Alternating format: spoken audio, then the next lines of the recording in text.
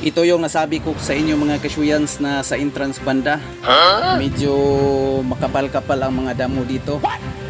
Gamit tayo ng itak, tawag na mo ani harasay. Wala tayong ibang itak ditong magamit.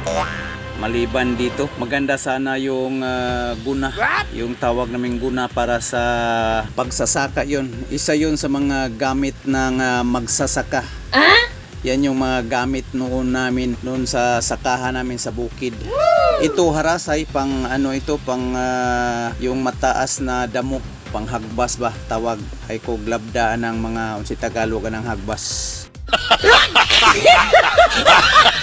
Sasabutin na lang gud ninyo ako kinakapoy baya ako dito.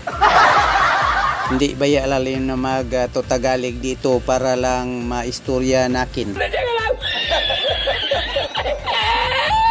Hindi baya ako magaling sa Tagalog kasi pati Pilipino na subject ko noon ay sisibat ako. Uuwi ako pag hindi ako nakakasabot sa teacher ko.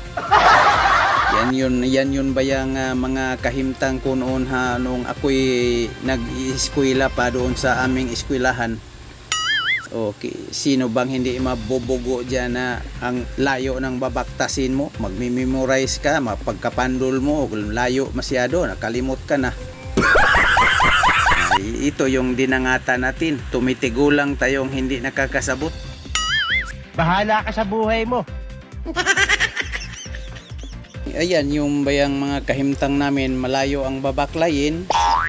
Ang dami mo pang hinuna-huna, wala ka pang ulam. Madaanan ka pa ng sasakyan kasi ang tugo ng aking mama, wag kang pasaya-saya pag may sakyanan, baka kidnapper yan. At may sasakyang dumadaan at tatakbo kami at magtago sa kalibunan. Huhupo kami doon hanggang mawala yung sasakyan at anha pa may babalik doon sa kalsada at ituloy namin ang aming pagbaklay doon sa patungong eskwelahan.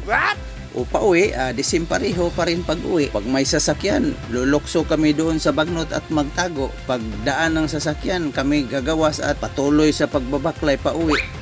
Magdali-dali kami kasi maghahakot pa kami ng tubig at magkukuha pa kami ng kahoy. Pagdating namin doon sa bahay kasi ang mga parents namin wala doon, nandun sa uma. Paano masabi? Yan yung mga kinabuhi namin noon sa bukid pa kami mga ksuyans. At hindi natin maililimod na ang pait ng ating dinaanan. Parang Palya at Panyawan, Sinagol, pait talaga. Pero pasalamat pa rin tayo kasi nakaabot tayo sa ganitong edad ba na makatikim tayo ng medyo huharuhay at humugaway kaunti. At hanggang dyan na lang, oy. Arong niya. Pagkuhan mo ha. Sana all.